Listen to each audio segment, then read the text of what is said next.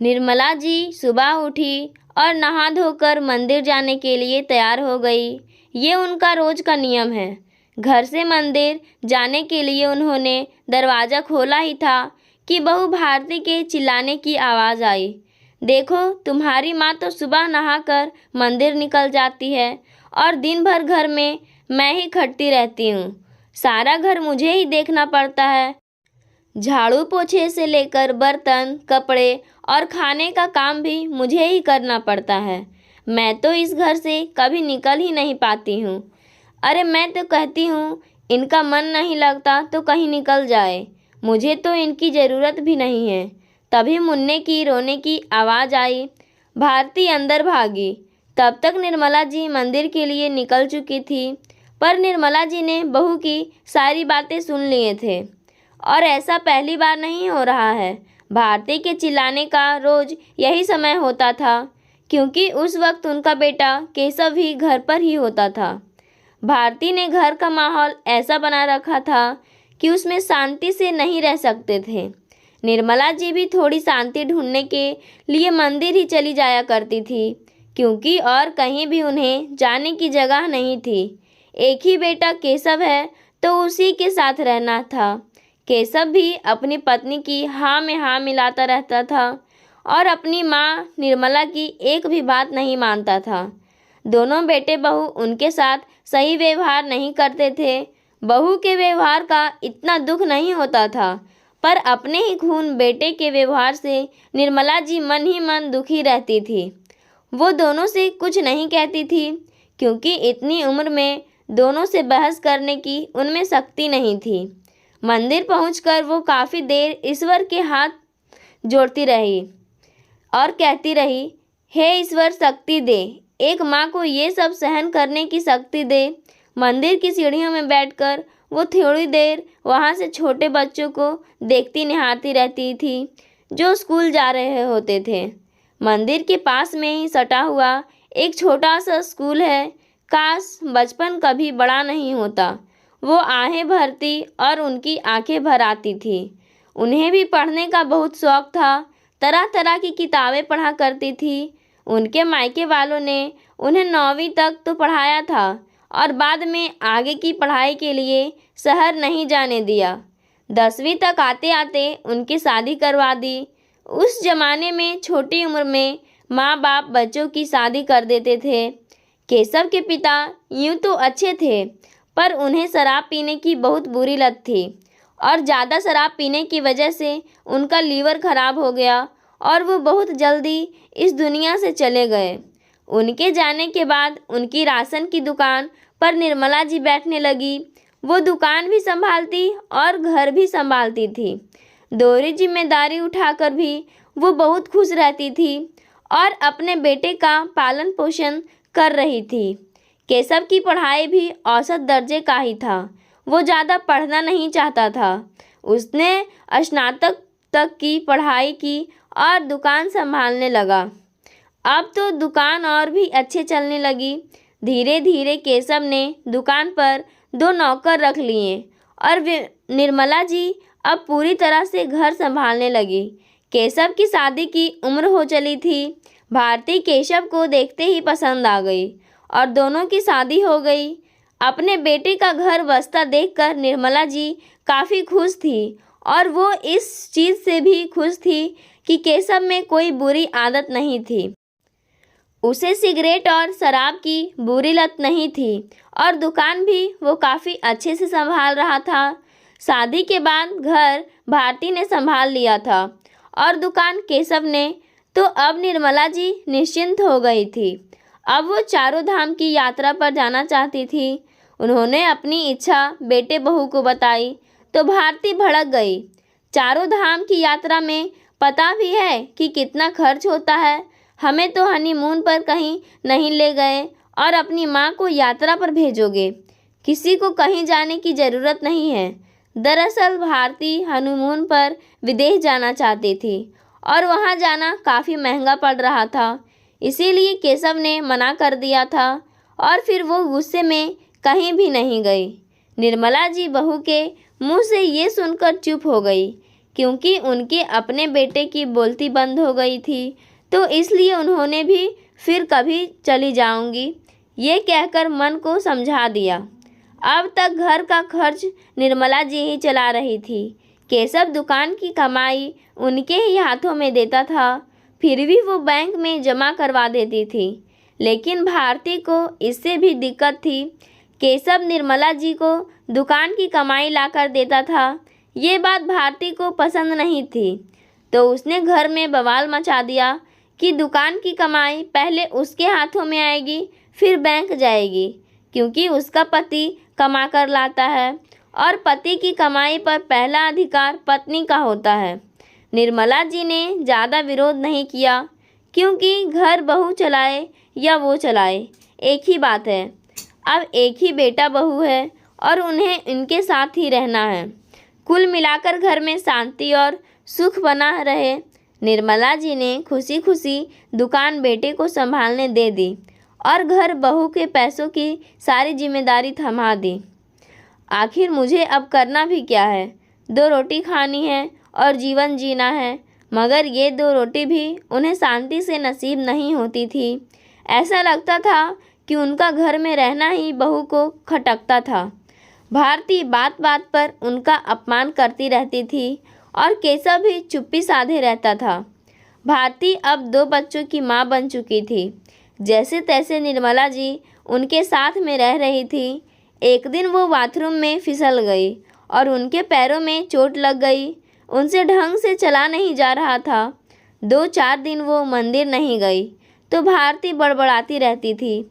अपनी मनहूस सूरत लिए घर में ही बैठी रहती है, इससे अच्छा तो यही था रोज़ मंदिर चली जाती थी।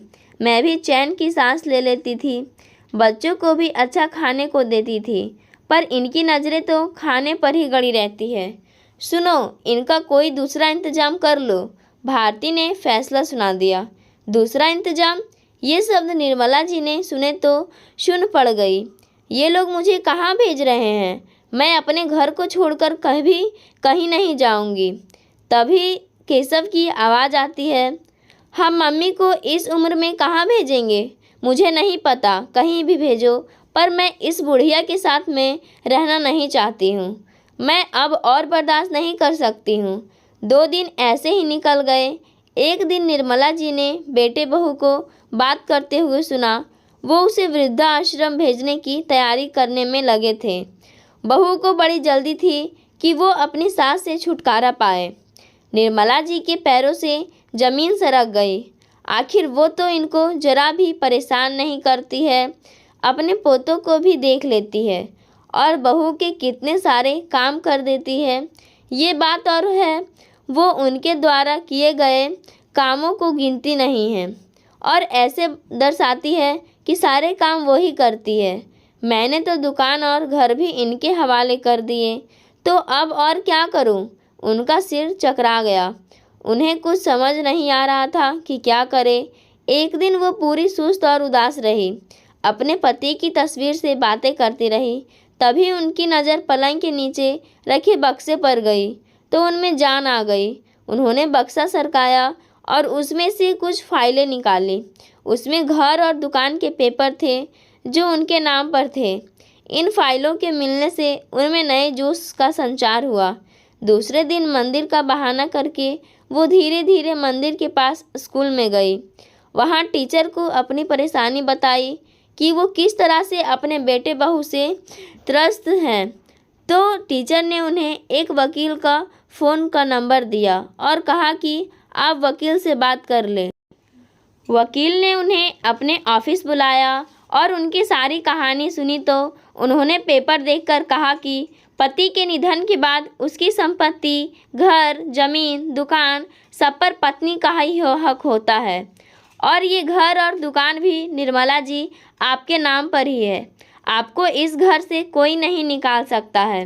कानून आपके साथ है। ये सुनते ही निर्मला की आंखों में चमक आ गई। उसने वकील बाबू से सलाह ली और घर चली गई। अगली सुबह जब वो सोकर उठी तो देखा बेटा बहू बच्चों को स्कूल छोड़कर आ गए थे। तब भारती बोलती है कि मम्मी जी, अब आपका और हमारा साथ रहना मुश्किल है। मैं अपने परिवार में बच्चों और पति की देखभाल करूं या आपकी देखभाल करूं? अब बच्चे बड़े हो रहे हैं और उन्हें भी अपना कमरा चाहिए। घर में जगह नहीं है तो केशव और मैंने आपके लिए कहीं और रहने का इंतज़ाम कर दिया है। आप चिंता मत करिएगा, हम लोग आपसे मिलने आते रहेंगे और बड़ी अच्छी जगह है। आप यहाँ से ज़्यादा वहाँ पर खुश रहेंगी। तभी केशव बिना लाग लपेट के बोलता है, मम्मी अपना सामान पैक कर लो, हम दोनों बच्चों को आने से पहले आपको वृद्धाश्रम छोड़ आते हैं। वहाँ आप भी आराम से रहना और इधर हम भी आराम से रहेंगे। बच्चे कुछ पूछेंगे तो कह देंगे कि दादी गांव रहने चली गई है। थोड़ा बड़े होंगे तो आपको भूल जाएंगे।